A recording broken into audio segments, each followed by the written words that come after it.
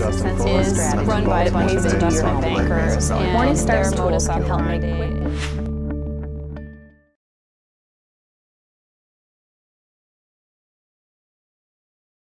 La partie conférence institutionnelle se passera en présence d'Alexandre Attal, que je remercie, qui est en fait gérant chez Barclays Wealth Managers et qui gère un fonds de fonds dédié aux jeunes sociétés de gestion.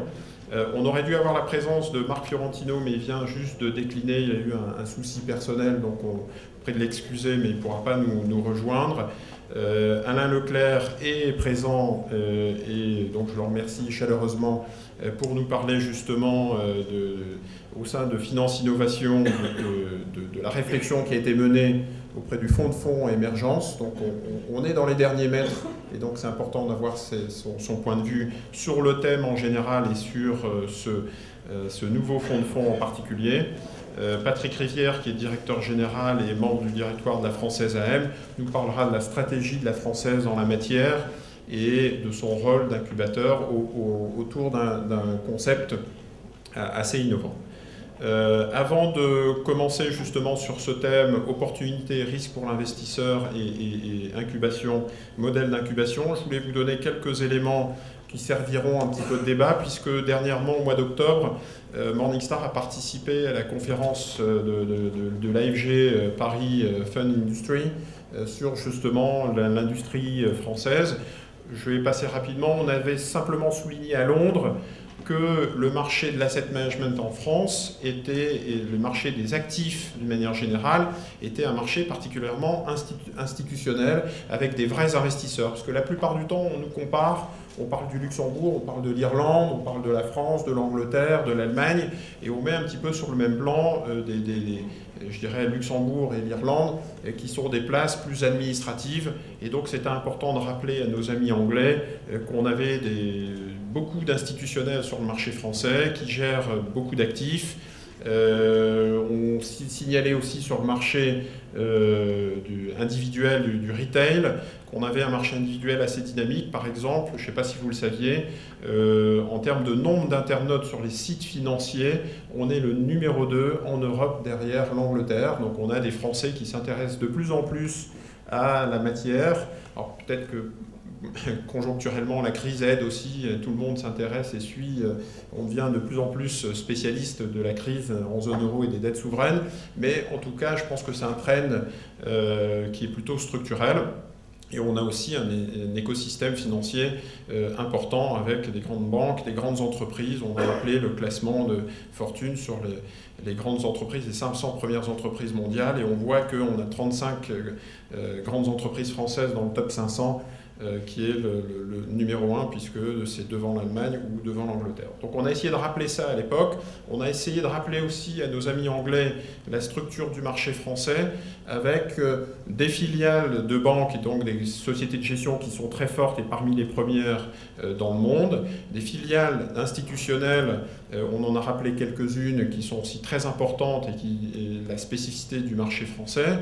On a aussi des filiales de gérants étrangers qui sont très fortement présents. On peut aussi citer State Street ou d'autres qui sont très présents sur le marché français. Et on a aussi cette particularité d'avoir beaucoup de gérants indépendants et aujourd'hui plus de 600 sociétés de gestion en France. L'autre spécificité qu'on a tenu à signaler et à souligner, c'est le développement des jeunes sociétés de gestion. Développement en nombre, puisque vous voyez que statistiquement, structurellement, d'année après année, on a à peu près 40 nouvelles sociétés de gestion qui sont créées en France. Et donc c'est une création, on est assez prolixe et prolifique plutôt sur ce marché, ce secteur, et donc c'est un élément important. Et on a aussi fait des statistiques chez Morningstar sur les jeunes sociétés de gestion, la croissance des encours, et la croissance des encours en rouge des jeunes sociétés de gestion qui ont fait l'objet d'incubation. Et vous voyez que la croissance est assez significative, que ce soit des jeunes sociétés de gestion non incubées ou des jeunes sociétés de gestion qui ont fait l'objet d'incubation. Vous voyez que la croissance est assez significative sur les 5 ou 6 premières années. Alors, on a aussi souligné la croissance des encours. Vous voyez là, par exemple, les sociétés de gestion en France qui sont 5 étoiles Morningstar sur les catégories actions et les actifs gérés. Vous voyez que déjà, en termes de liste, il y en a quand même un certain nombre, il y en a beaucoup. Vous n'arriverez pas à les lire parce que c'est strictement illisible là où vous êtes. Mais ce qui est important de souligner, c'est que la plupart du temps, quand on discute avec nos amis londoniens, ils disent « Ah bah oui, Carmignac, forcément, c'est un peu l'arbre qui cache la forêt, vous avez Carmignac, et c'est le gérant qui truste un petit peu l'ensemble des actifs et l'ensemble des performances. » Alors Carmignac, oui, comme geste, oui, mais on oublie assez rapidement les autres acteurs. Et donc, assez rapidement, on a des structures comme Odo, des NCA, et puis aussi d'autres structures, HMG, etc., qu'on ne citera pas tous, sur les actions, bien évidemment, sur aussi les autres classes d'actifs, convertibles, gestion de taux, gestion monétaire, gestion alternative. Donc, je pense que les sociétés de gestion françaises sont un petit peu trop timides en termes de marketing et de communication. Les Anglais, les structures indépendantes, on a tous en tête des noms, Threadneedle, Henderson, Janus, Jupiter, etc., etc. Et les réseaux de distribution sont aussi fortement animés par ces structures indépendantes. Et on n'a pas, je pense, cette dynamique, cette entre guillemets agressivité dans le bon sens du terme sur le marché français, la marque de ces structures. Et donc c'est important de pouvoir le souligner en disant il y a une expertise plus large que les 2 ou 3 acteurs qu'on nous cite habituellement, et donc c'est important de le rappeler. Et donc c'était aussi l'occasion de ce type de cérémonie, de se dire voilà, il y a des jeunes acteurs qui arrivent, qui ont des gestions de très grande qualité, et c'est un peu comme dans les catégories actions, on va avoir des small, mid ou large cap. On voulait faire aussi un peu cette organisation de cap intro et de rencontres avec des entrepreneurs, des gérants de conviction au cours de cette journée. Pour déflorer un petit peu le sujet qu'on abordera avec Patrick Rivière, on pourra reparler de ces graphiques, mais je vous les cite tout de suite. On a fait une enquête chez Morningstar auprès des jeunes sociétés de gestion entrepreneuriale. On vous diffusera l'intégralité des résultats, et vous les avez, je crois, dans le magazine. On leur a posé la question, est-ce que vous faites appel à de l'incubation en tant que jeune société de gestion entrepreneuriale? C'est une enquête qui a été menée conjointement avec Finance Innovation, Annelle Cogent. 62% répondent qu'elles n'ont pas fait appel à l'incubation, mais il y en a quand même 38% qui ont fait appel à un incubateur de près ou de loin. Donc on pourra en reparler tout à l'heure ensemble, puisqu'il y a plusieurs modèles d'incubation. La question auprès de ceux qui ont répondu oui, est-ce que vous referiez appel à ce modèle d'incubation si c'était à refaire? 92%, donc un vrai plébiscite sur l'incubation et l'intérêt que ça a pu représenter dans leur développement. Selon vous, quel a été l'apport principal de l'incubation et de l'incubateur pour vous? Très nettement, les capitaux en fonds propres au moment de la création. Le deuxième axe qui est très important, le développement commercial, le développement marketing. Un troisième élément qu'on oublie souvent, c'est le positionnement stratégique de la jeune société de gestion dans l'écosystème. Un quatrième élément qui a été souligné, c'est bien évidemment les actifs apportés dans nos fonds. Donc on en parlera avec le fonds de fonds émergence. Et d'autres éléments plus secondaires, la gestion du risque, la compliance, le deal flow, le relationnel, qui ont pu être cités. Dernier graphique, et j'arrêterai là et on passera à la table ronde. Est-ce que dans les années à venir, vous pensez faire évoluer votre capital? Et donc là, c'était auprès de l'ensemble des jeunes sociétés de gestion. Là encore, on voit que c'est très majoritairement oui. 11% disent non, pas du tout, on est content, tout va bien, tout se passe bien et on ne fera pas évoluer notre capital.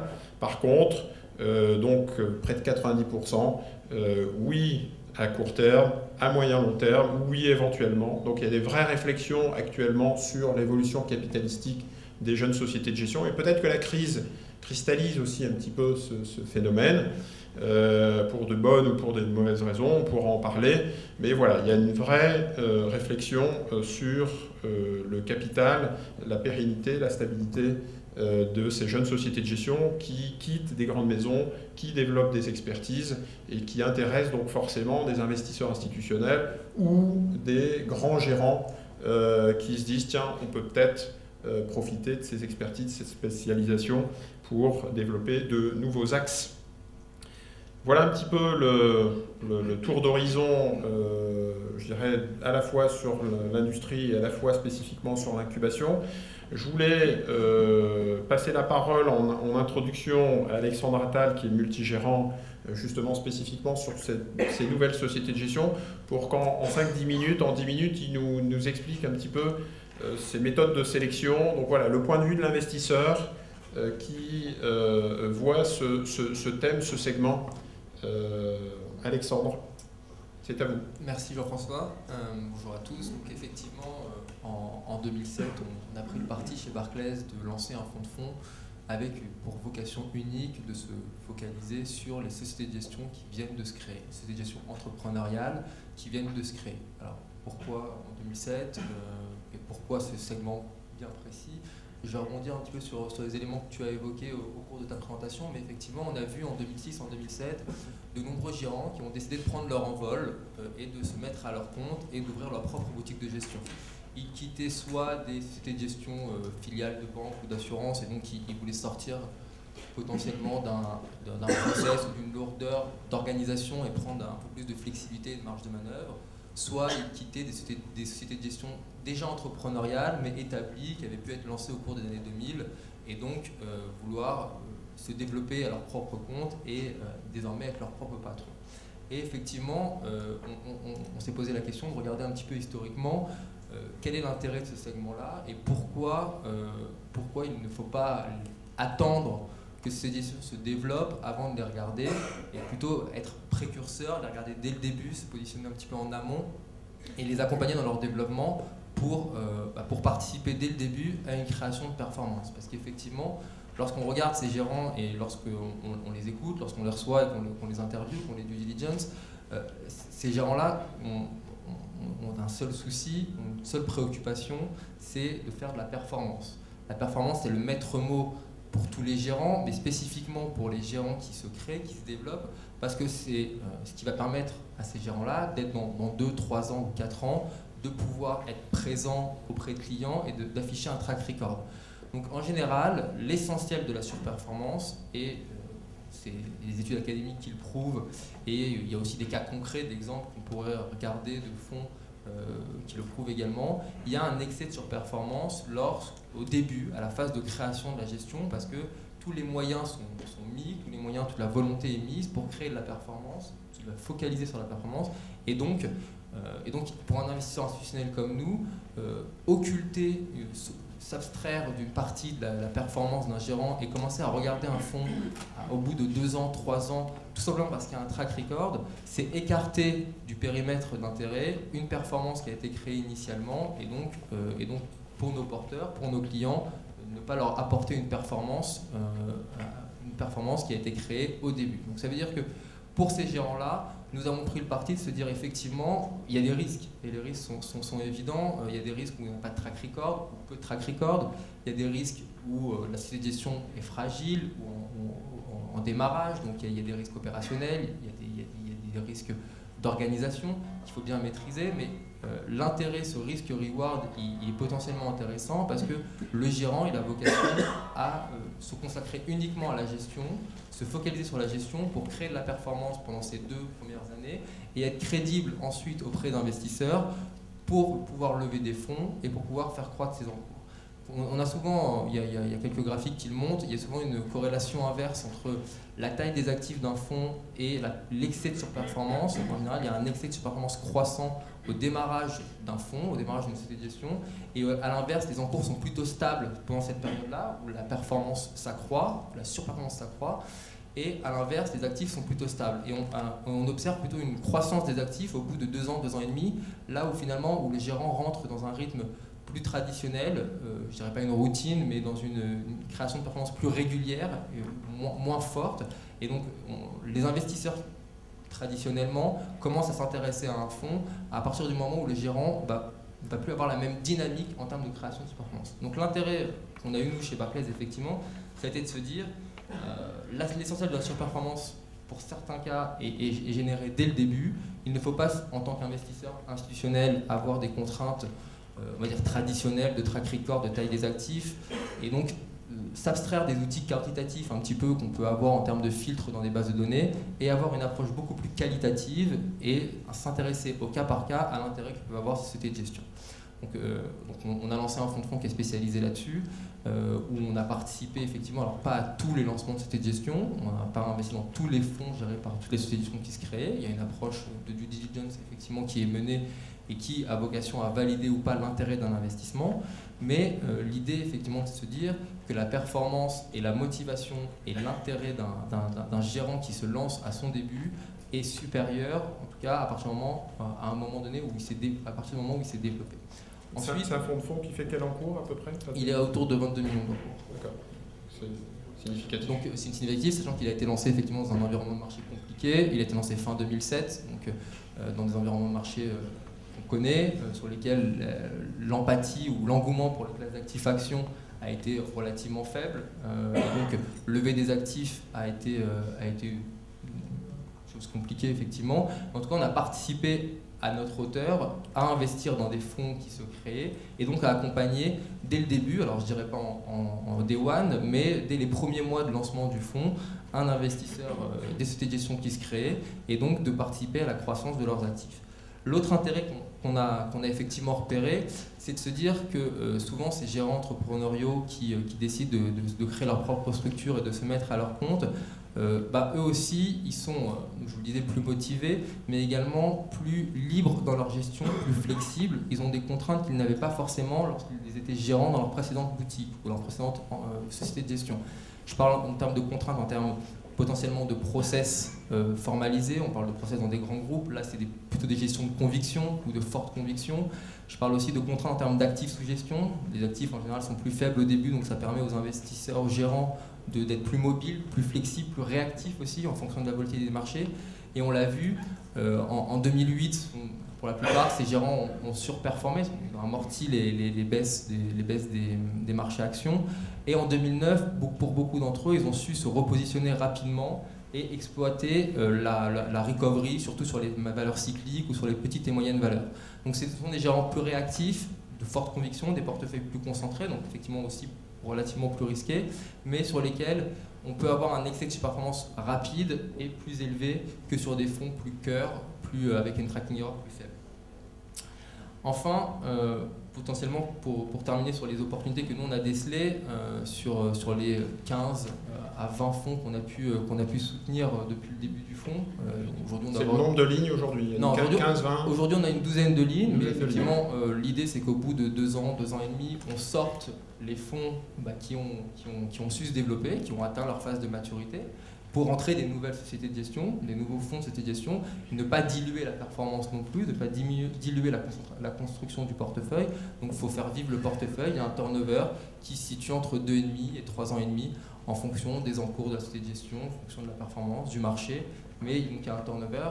Au total, on a dû participer à une vingtaine de lignes différentes dans le fonds de fonds depuis 2007, depuis 4 ans.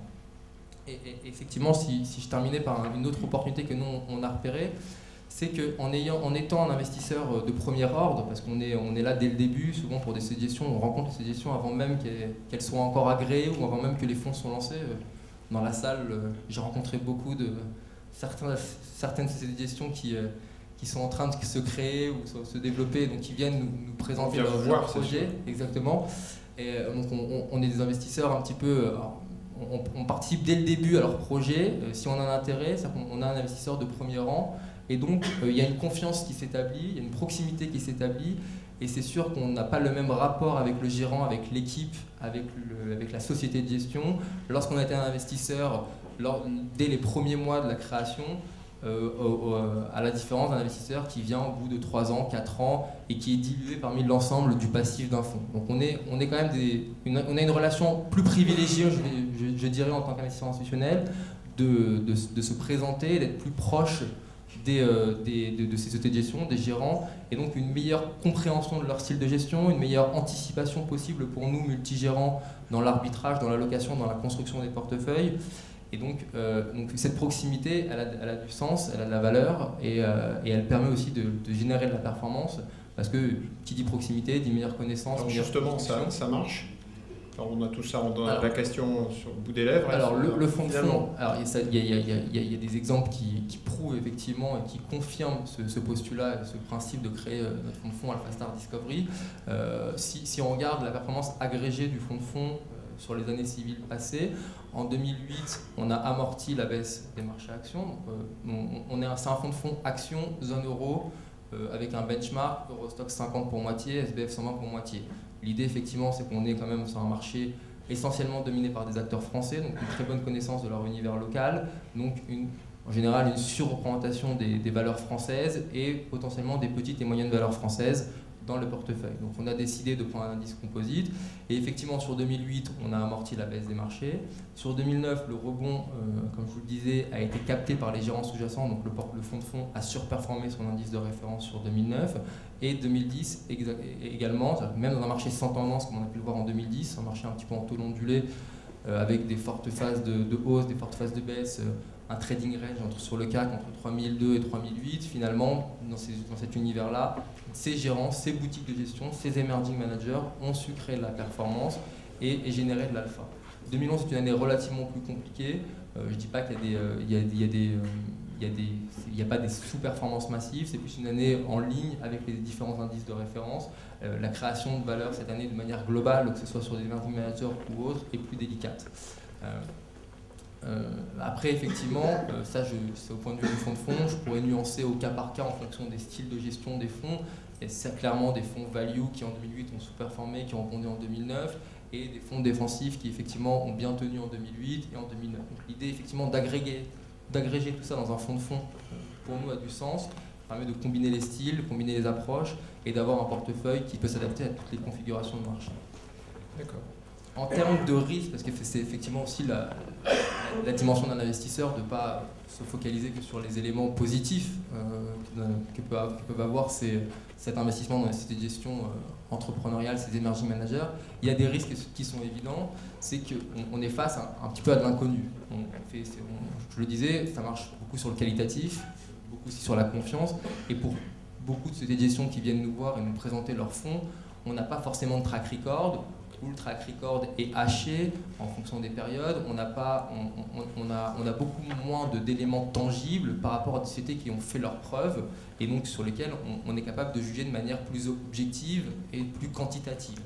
L'idée, effectivement, dans ce cadre-là, en tant que multigérant, c'est de se focaliser sur des risques. À mon sens, j'en observe essentiellement deux. D'abord, il y a un risque de gestion, donc de performance. Donc, il faut bien comprendre comment l'équipe de gestion est bâtie, comment l'équipe de gestion est organisée, quelles sont les responsabilités, quels sont les rôles et quels sont les moyens. C'est-à-dire, est-ce que le gérant qui vient de créer sa société de gestion et qui avant était gérant dans une autre structure plus grande, plus large, avec des moyens plus élevés, est-ce qu'il a les moyens de reproduire ce qu'il a fait? Est-ce qu'il a les moyens de remettre en œuvre la gestion qu'il a pu opérer par le passé? C'est-à-dire, qu'est-ce que le track record exploitable a du sens et est réplicable? Ça, c'est un élément important. Donc, bien se focaliser sur la partie société, performance, fonds, gestion. Et le deuxième élément qui est important, le deuxième risque, c'est un risque plus opérationnel, plus lié à la société de gestion en elle-même. On est face à des business qui sont fragiles, qui démarrent, dans des environnements compliqués, pour des sociétés de gestion qui n'ont pas forcément encore atteint leur point mort, donc une fragilité financière. En tant qu'investisseur institutionnel, c'est important.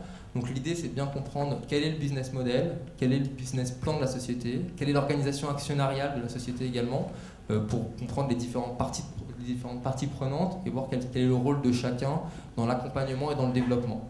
Donc, à ce titre-là, effectivement, lorsqu'on est face à des sociétés qui sont en situation d'incubation, ça permet effectivement d'asseoir et de se dire que rassure. Ça rassure et qui permet de se dire qu'il y a d'abord une assurance au niveau du capital, mais il y a aussi pour la plupart des moyens qui sont mis en œuvre au niveau des prestataires en termes de middle office ou d'aide, et donc ça permet d'apporter du soutien à la situation qui se développe. Très bien, merci beaucoup. Fonds de fonds, accompagnement, information, performance, on pense tout de suite au fonds de fonds émergence, idée qu'a portée Alain Leclerc. C'est une bonne transition justement pour illustrer justement les efforts de la place pour promouvoir les jeunes sociétés de gestion et puis à travers des actions concrètes comme le fonds de fonds émergence. Donc Alain, est-ce que tu peux nous dire où on en est Et c'est comment la place traite ce type de segment, justement. Oui, bien sûr. Bonjour à tout le monde. Je vais vous dire où on en est. Je voudrais faire quand même une toute petite introduction à la chose. Tout d'abord, le mot crise n'a pas encore été prononcé. Moi, je me réjouis beaucoup de voir toute cette assistance composée de quelques seniors expérimentés et énormément de jeunes ardents et entreprenants, ce qui est réconfortant et ce qui montre qu'actuellement, ce n'est pas le moment de lâcher le manche. Or, commençons par lâcher le manche. Disons, nous sommes dans une crise absolument épouvantable. Nous commençons dans un tuyau obscur, on en parlait à quelques-uns d'entre vous, qui va durer certainement un certain temps en n'étant pas quelques jours, quelques mois, peut-être quelques petites années. Oui, ça c'est pour mettre l'ambiance. Donc, il faut être persuadé que tous ceux qui sont là comme entrepreneurs et qui veulent, je dirais, créer de nouvelles sociétés de gestion sont des gens courageux et qui ont largement mûri, je dirais, leur plan d'attaque et leur plan de développement. Parce que ça va être difficile. Nous avons vécu une décennie glorieuse de la gestion. La nouvelle, peut-être pas décennie, mais va être un petit peu plus dure. On a devant nous des tas d'obstacles.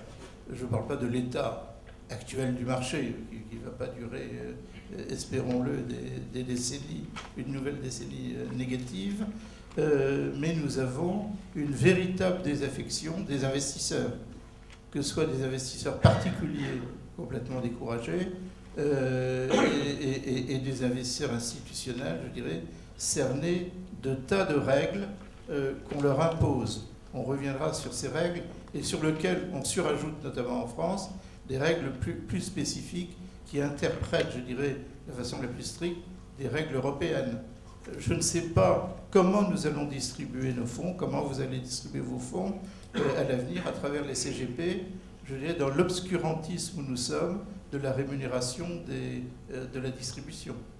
Nous ne savons pas comment on va qualifier nos produits entre produits simples et produits complexes.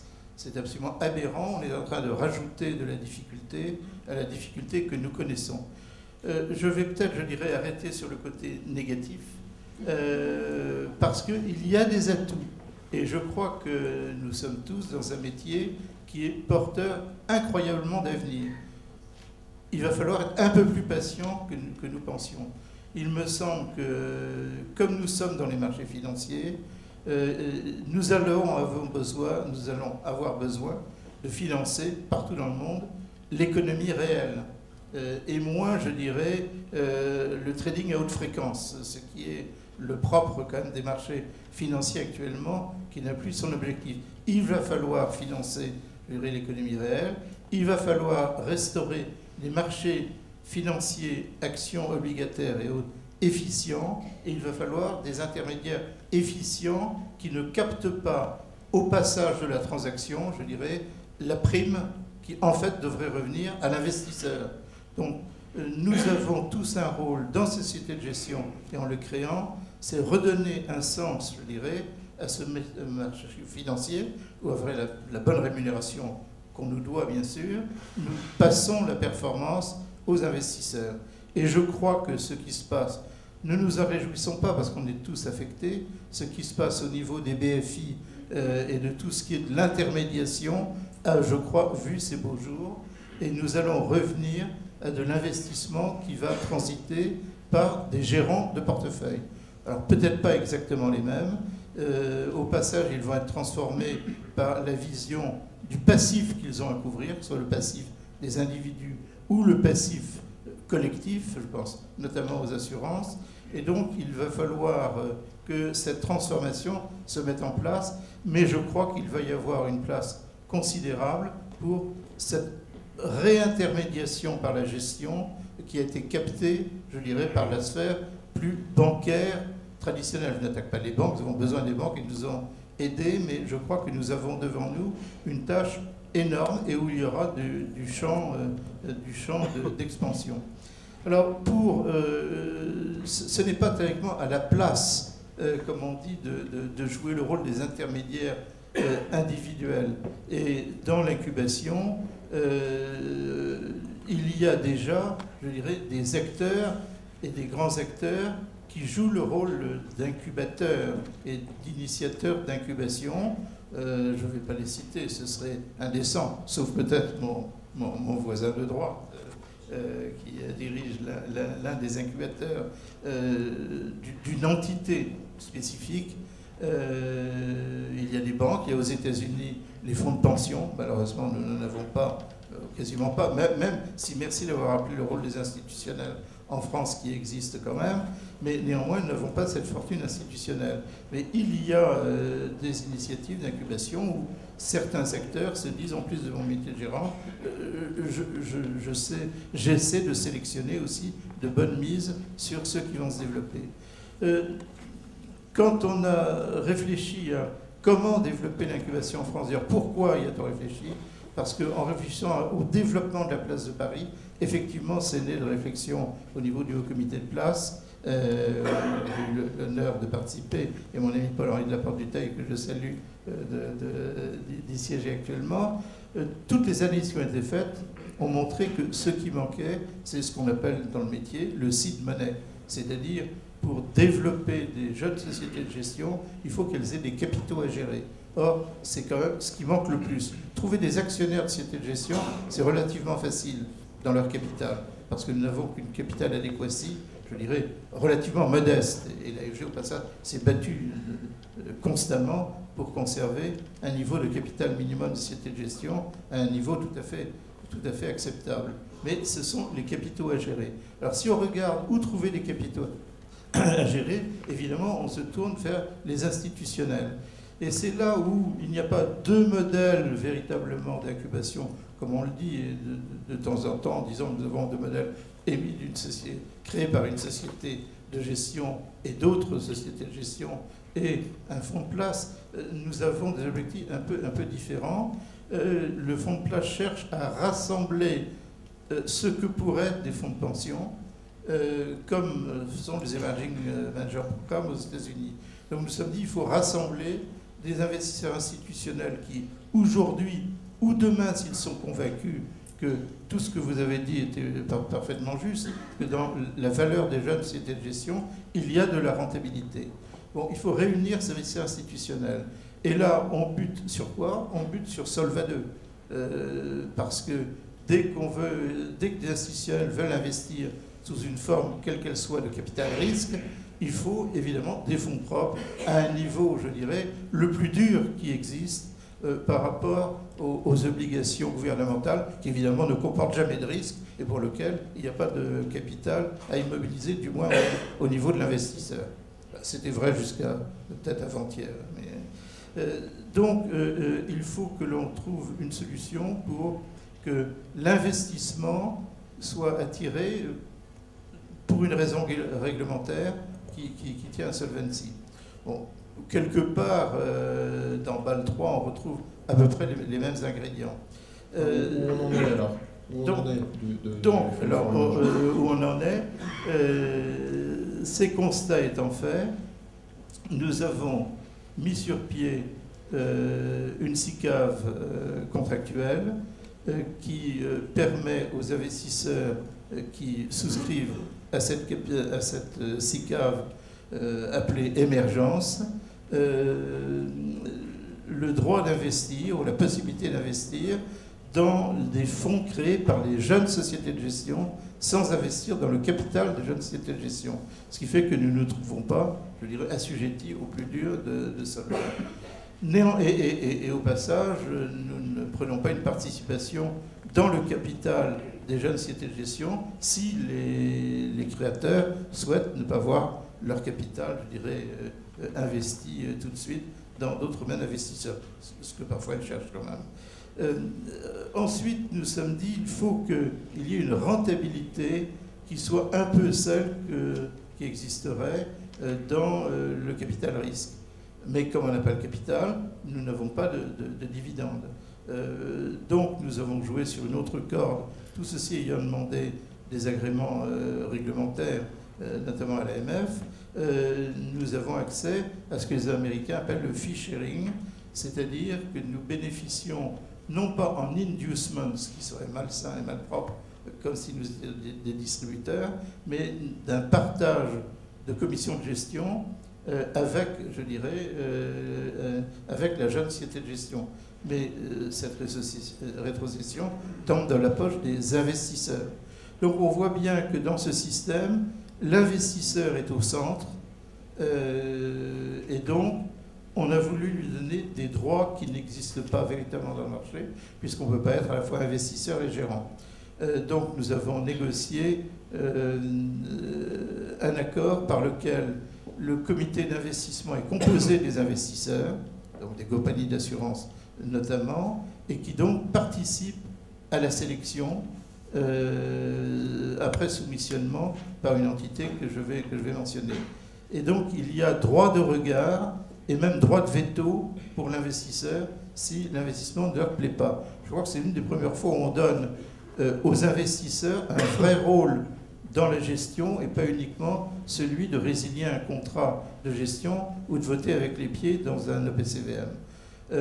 Bon, ceci semble avoir été apprécié, espérons qu'il le sera de plus en plus. Et donc on a cet animal qui s'appelle Émergence et on se dirige vers quel que nous allons clôturer avec un objectif qui est de 200-250 millions, avec un premier closing de 100 millions qui devrait intervenir, je ne sais pas si c'est le 31 décembre ou le 1er janvier.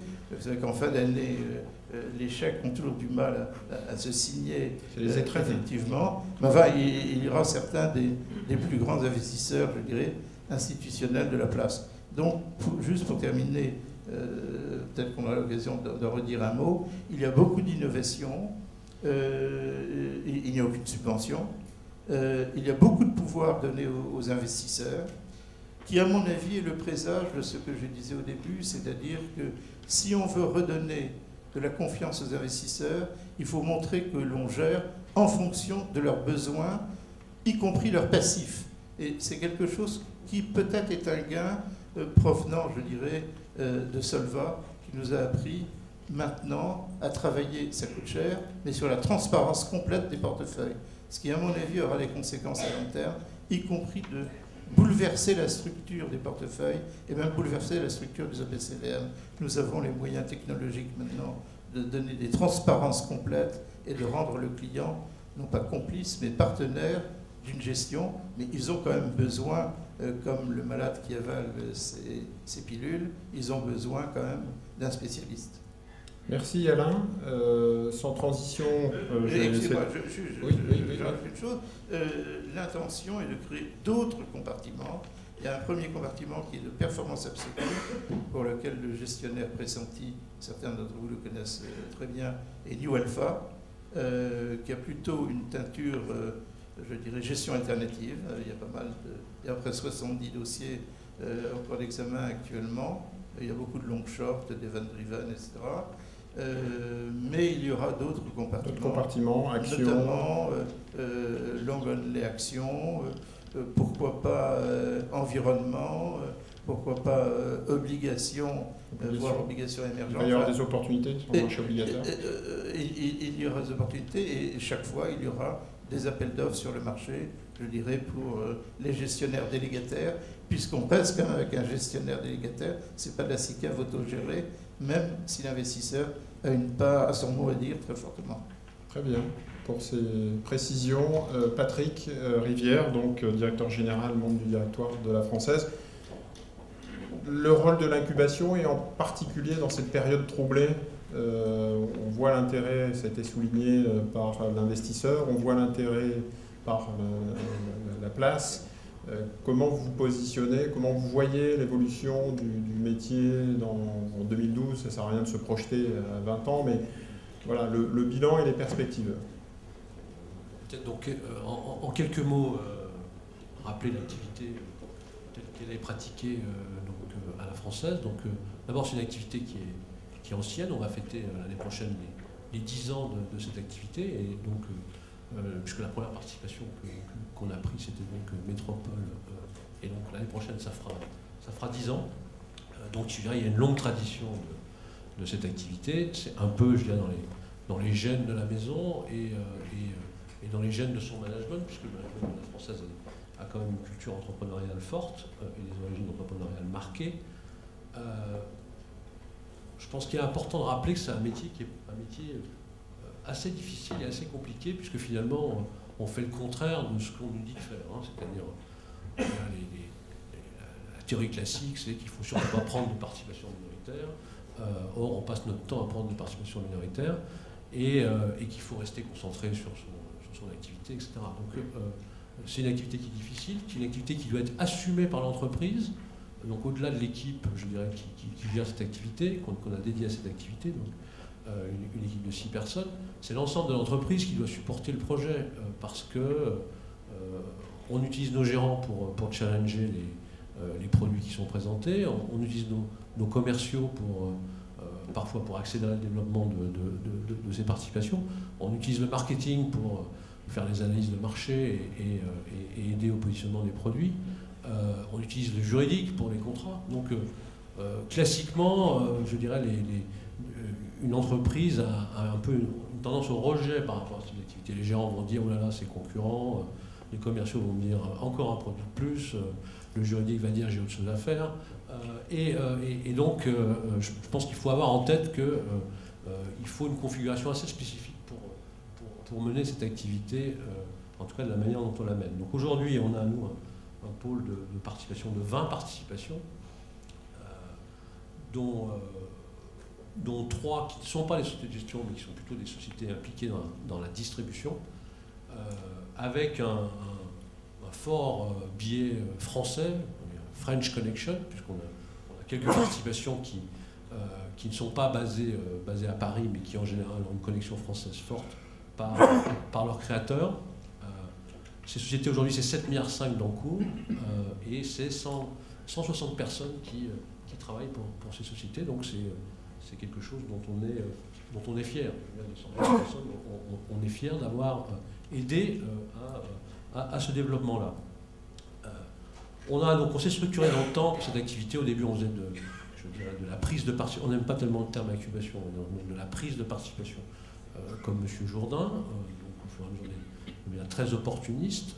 Et puis, on s'est structuré pour gérer cette activité avec une équipe dédiée. Et puis, cette année, on a passé une étape supérieure, puisqu'on a décidé d'associer des investisseurs à cette activité. On a créé un fonds qui s'appelle Next Invest, qui est un fonds qui fait 110 millions d'euros, qui est donc destiné à seeder des participations. Donc il y a un couplage de ce fonds et d'un holding qui prend les participations. Et on est très content de cette expérience, parce que cette expérience, elle nous a fait progresser, puisqu'elle nous a obligés à réellement structurer un processus de sélection de manière à pouvoir le présenter à des investisseurs qui, comme dans la cycle de place, ont un droit de veto et participent à la sélection. Donc on a dans Next Invest aujourd'hui consommé entre guillemets à peu près 45 millions de sites, en tout cas consommés ou engagés, et on a 5 participations que d'ailleurs je vais citer, puisqu'il y en a qui sont dans la salle, et donc ce sont des nouveaux venus dans notre univers. Donc il y a une structure qui s'appelle Open Mind, qui donc gère un produit de performance absolue fondé sur la rotation sectorielle. Une structure qui s'appelle Tendance Finance, qui est un macro mais long only. EFA, qui est spécialisé donc avec des spécialistes du pétrole et qui donc s'intéresse réellement à la problématique de l'évolution de cette énergie et de ses impacts sur la finance. Et Ginger AM, qui est une structure qu'on a je dirais, lancée avec BNP, et qui est une structure assez structurée, puisqu'il y a déjà 7 personnes qui travaillent dedans. Il y a un projet qui est bien articulé entre des équipes commerciales, un gérant qui est un gérant visible, c'est Leonard Cohen, et donc un projet qui est bien parti. Donc voilà, donc ça c'est l'actualité récente. On a 2 structures qui sont en cours d'agrément à l'AMF, et qui donc porteront le total à 20. Ce qu'on essaye de faire, nous, donc, et quel apport on essaie d'avoir, c'est qu'on essaie d'être un partenaire actif et d'être un accélérateur de développement.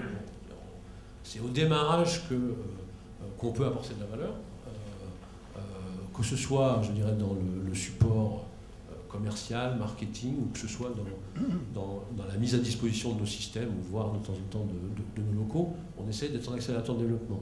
On accélère également le développement en acceptant souvent d'anticiper le mouvement, c'est-à-dire on accepte très souvent de créer le fonds sur notre propre société de gestion, l'entité se créant comme société de conseil, et puis au fur et à mesure du temps, passant en société de gestion, ce qui permet d'éviter de mettre bout à bout les délais, le délai de création de la CGP, puis le délai de création du fonds, le seeding du fonds, et donc ce qui ralentit le processus. Donc on essaie d'être un accélérateur de croissance dans le dispositif des participations.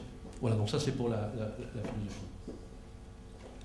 Perspective 2012. Alors perspective, donc là je vais frôler le délit d'entrave puisque ça n'a pas été présenté au comité d'entreprise, mais on a pour projet. Ça sortira pas de on a pour projet de fidéliser cette activité, donc de l'identifier réellement comme une activité avec sa propre marque. Donc ça c'est un projet qu'on va mettre en œuvre au cours du premier trimestre de l'année. L'idée derrière tout ça, c'est de travailler sur 3 dimensions de cette activité.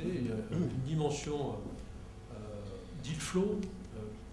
On est, comme je l'évoquais, très French Connection.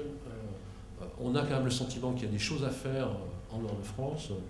Bon, il y a un pays dont je suis convaincu, et ce n'est pas que pour un biais personnel, c'est le potentiel de l'Italie pour des boutiques. C'est un marché qui est déserté par les acteurs traditionnels domestiques et qui a été qui a été envahi, je dirais de manière systématique, par des acteurs non résidents, dont certains Français avec grand succès. Et je pense qu'il y a vraiment de la place pour des boutiques en Italie. Et donc on va essayer de travailler un peu le marché italien en matière de deal flow. Également, on s'est effectivement jusqu'à présent beaucoup focalisé sur des sociétés que je qualifierais de long only, donc on va dire un asset management assez traditionnel, ce qui peut paraître un peu curieux puisqu'on a une activité alternative très significative dans le groupe, et donc on va essayer d'être un peu plus actif sur la partie alternative. Donc diversification du deal flow à la fois géographique et en métier. Et puis le nerf de la guerre c'est le seeding, on le sait, et on doit trouver des moyens, je dirais, de faciliter le seeding. Alors ces moyens, ça peut être de lever de nouveaux Next Invest dans le futur, mais ça peut être également de créer des produits comme Barclays a créé, on peut créer un produit autour de nos 20 participations, qui va être un fonds de fonds qu'on pourrait commercialiser, sur lequel on pourrait avoir une animation. Donc des projets je dirais, de nourriture du seeding. Et un troisième projet qui, je dirais, est de passer du small cap au mid cap. On s'est intéressé jusqu'à présent seulement à des sociétés en création, qui nécessitent peu d'investissement en fonds propres. On voit souvent des dossiers qui viennent vers nous, qui nécessitent des investissements en fonds propres un peu plus élevés. Je pense notamment à des projets en ETF, etc., qui sont des projets qui sont un peu plus industriels.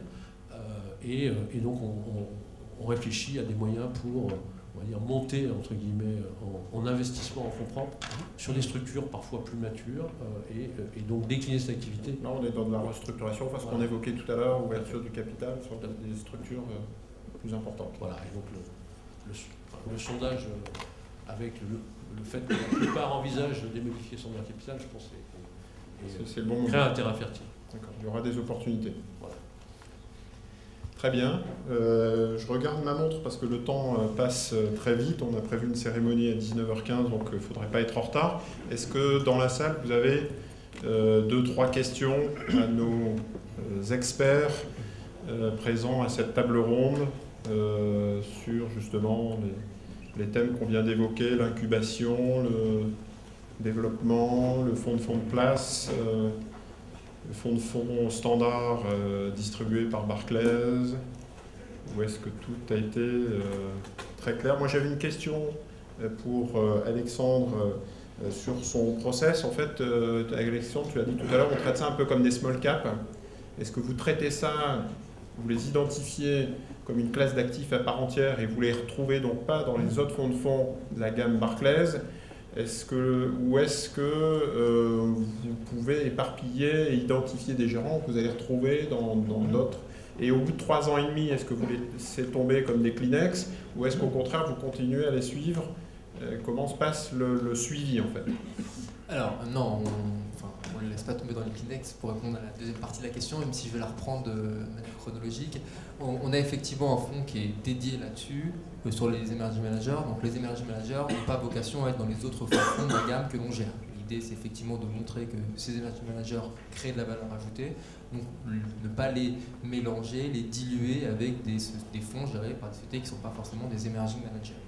Donc on a un process qui est propre, un fonds de fonds qui est propre, un investissement qui est propre, avec l'accent qui est mis sur l'identification de ces sociétés de gestion. Parce que l'intérêt, effectivement, c'est d'être présent très en amont. Donc on est très vigilant sur le site de l'AMF en termes de sociétés de gestion qui peuvent se créer, être référencées. On est aussi sollicité de manière d'appel entrant, parce que les investisseurs, depuis 4 ans maintenant, savent qu'on a ce positionnement sur cet emerging manager. Mais il y a un process qui est propre à AlphaStar Discovery et au fonds sélectionné dans AlphaStar Discovery, où là, l'accent est mis plus sur le qualitatif, plus sur la relation, plus sur la compréhension du business model, du fonds, de la société et de ce à quoi on peut s'attendre par rapport à des analyses standards de multigestion avec des filtres quantitatifs, des analyses de track record, de tracking error, de volatilité. On n'a pas toutes ces capacités parce qu'on n'a pas de performance, on n'a pas de fonds, on n'a pas de valeur liquidative, donc on est beaucoup plus axé sur le subjectif et sur le qualitatif. Ensuite, après, pour terminer sur la deuxième partie, non, on ne les jette pas comme des Kleenex, parce que dans notre gamme, on a un deuxième fonds de fonds qui avait été lancé un petit peu au préalable, en 2005, qui a vocation à être investi sur des fonds gérés par des boutiques, mais pour le coup établis. C'était le parti qu'on avait pris en 2005, c'est-à-dire qu'il y avait en France un grand nombre d'asset managers qui étaient des boutiques et qui étaient des gérants de conviction, et qui, par rapport aux fonds traditionnels, aux fonds de réseau de banque, créer de la valeur. Donc on avait créé un fonds de fonds spécialisé sur des fonds de boutiques établis. L'idée de Discovery, ça a été de créer un fonds de fonds sur les stars de demain, donc d'identifier les stars de demain. Si au bout de 3 ans et demi, ces stars de demain se sont confirmées. Ce sont des stars d'aujourd'hui. Ce sont des stars d'aujourd'hui, et c'est un petit peu un des slogans que vous aviez sur votre page de garde. Aujourd'hui, les gérants de demain. Sur votre page de garde, ils ont tout intérêt, tout loisir potentiel à entrer dans le fonds de fonds initial, le fonds de fonds plus gros. Donc il y a une idée finalement d'être maintenant avec Discovery, d'être un peu plus en amont et faire partie de du cycle de vie d'un fonds, pas uniquement au bout de 3 ans et demi, mais être là dès les premiers jours. D'accord. Alain, tu voulais dire un petit mot? Oui, non, je voulais juste, pour qu'on n'oublie pas la chose, dire que ce qui me frappe, une fois l'étape de morosité peut-être du moment passé, une chose qui m'a beaucoup frappé dans la conférence qu'a fait l'AFG à Londres il y a quelque temps avec Valérie Lapin-Dutheil et Muriel Faure, c'était de voir des Anglais, des consultants anglais nous dire, ce qui pour nous est une évidence mais c'était réjouissant, mais vous avez le French Small Boutiques. Les Small Boutiques excitent quand même pas mal l'international. L'intelligence française de la gestion est connue, n'a peut-être pas été suffisamment développée encore et portée à la connaissance. Et je crois que là, nous avons, si nous nous organisons bien entre nous, et on ne peut que se réjouir de voir plusieurs, je dirais, maisons et initiatives converger vers cette idée, la France est également dans le clan de l'innovation, dans les jeunes sociétés de gestion, on peut véritablement attirer l'attention. Donc c'est plus dans l'accélération, comme disait Patrick, des MID, plutôt que dans la création... Non, je crois que les deux. Il y a toujours des investisseurs, y compris à l'étranger, et aux États-Unis, pourquoi pas, bien sûr en Angleterre, en Allemagne, etc., qui sont attirés par les deux. Dans la table ronde de cet après-midi, on a un gérant quantitatif qui disait « J'ai passé les 100 millions d'euros, j'arrive à 130 millions d'euros, j'ai des due deals en Allemagne et j'ai beaucoup d'Européens qui commencent à me repérer dans le radar. 3 ans d'historique, 100 millions d'euros, et il y a clairement des indicateurs qui intéressent beaucoup les Européens ou les étrangers. Oui, je suis tout à fait d'accord avec Patrick, il y a un vivier, où Patrick, on peut détecter à la fois des nouvelles sociétés à l'étranger, mais ils peuvent détecter davantage, rassurés par la qualité de ceux qui sont autour de table et qui investissent vraiment en France en tant que Français, attirer, je dirais, des talents anglais. J'ai 2 questions pour Patrick, et après on s'arrêtera. J'ai une question en interne sur la gestion des conflits d'intérêts, c'est-à-dire que si je suis bon gérant chez LFP, je suis mis donc demain, ils vont pouvoir me cider et je vais créer quelque chose asset management, et donc je ferai partie de la boutique. Et comment vous gérez un peu ces frustrations?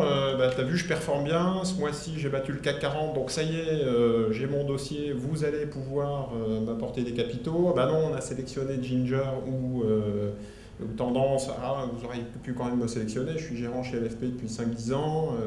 Donc est-ce que ça ne crée pas aussi quelque part un peu de l'animosité sur des gérants LFP qui seraient tentés par créer leur boutique? Ou est-ce qu'au contraire, c'est plutôt une bonne émulation? On essaie de garder des gérants heureux chez nous, donc, mais bon, c'est quelque chose qu'on a vécu et qu'on vit encore. Et dans quelques semaines, on fera une annonce de ce type-là, donc ça fait partie des choses qui arrivent encore dans le groupe. Donc c'est quelque chose qu'on assume. Ce qu'il faut quand même voir, c'est qu'entre gérer un fonds au sein d'une structure et créer sa propre société de gestion, il y a quand même un gap à franchir qui est un gap très significatif. Et on regarde avec, le même regard positif quelqu'un qui viendrait nous voir de l'interne pour nous soumettre un projet que quelqu'un qui vient de l'externe. Il n'y a aucune raison. On préfère, à la limite, que quelqu'un vienne nous voir en disant voilà, j'ai envie de créer quelque chose et l'aider à créer quelque chose et en profiter nous-mêmes, plutôt qu'il parte chez un concurrent. Voilà, donc on n'a pas de problème avec ça. Après, les problèmes qu'on a, c'est des problèmes, je dirais, de compétition de produits. Si nous commercialisons des produits, ils sont bien entendu en concurrence avec les produits de la française, et donc il faut gérer ça intelligemment. Donc c'est pas du conflit d'intérêt, je dirais, il y a une concurrence qui doit être gérée et je dirais gérée intelligemment. D'accord. J'avais une autre question, mais je l'ai oubliée, mais je te la poserai au cocktail, ça me reviendra. Oui.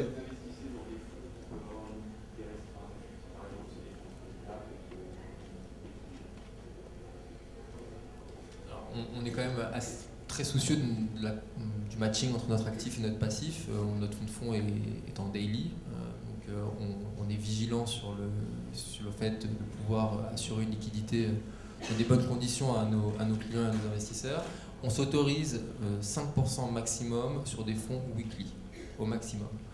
Pas plus, on ne va pas plus loin en termes de pourcentage dans le fonds de fonds et plus loin en termes de fréquence de valorisation. Donc à hauteur de 5%, ça peut effectivement apporter de la valeur sur des fonds qui ont spécialisé sur des micro-caps ou des small-caps et sur lesquels une valorisation daily n'a pas forcément du sens. On en a aujourd'hui en portefeuille, mais c'est monitoré de manière quotidienne et on fait attention, on se fixe des limites pour éviter d'avoir tout problème si on doit subir nous-mêmes des rachats ou des souscriptions.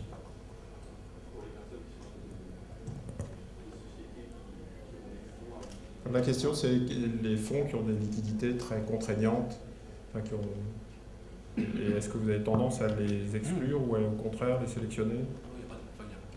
À partir du moment où on est sur des logiques de seeding, certains commitments dans la durée, donc la problématique de la liquidité est moins importante. Par contre, on va juger le projet en fonction de la réaction éventuelle des investisseurs par rapport à un produit qui n'est pas liquide. Donc ça jouera, mais pas au premier degré, mais au deuxième degré. Dans le fonds de place, est-ce qu'il va y avoir que des jeunes gérants ou est-ce qu'il y a aussi des gérants moins jeunes, mais qu'il faudrait, vous avez identifié comme intéressants et pouvant faire l'objet d'une accélération? C'est une question qui sera tranchée par le comité, par le tour de table, par les investisseurs, comme je l'ai dit à la place. Non, il y a derrière la question qui n'est pas qu'une question piège, il y a une véritable question. On peut penser qu'elle lève. Donc il y a à réfléchir à cette fonction d'accélération également. Donc la réponse serait une bonne balance entre les deux n'est peut-être pas idiote.